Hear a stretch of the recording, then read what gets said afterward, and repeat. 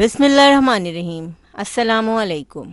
Eid ul Azha special brain मसाले के लिए एपिसोड में हम ब्रेन को साफ़ करने और इसकी बू को ख़त्म करने का तरीक़ा सीखेंगे।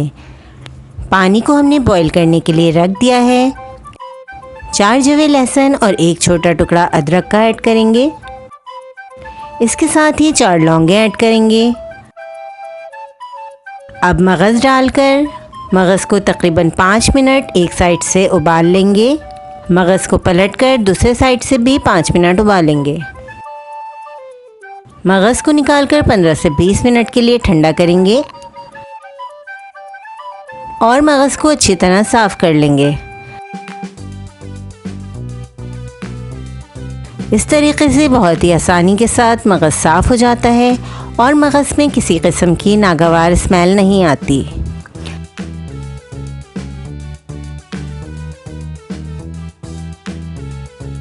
नेक्स्ट वीडियो में इंशाल्लाह हम आपको इसी मगज़ से स्ट्रीट स्टाइल ब्रेन मसाला की रेसिपी बताएंगे, जो कि बहुत ही मज़ेदार और डिफरेंट रेसिपी है।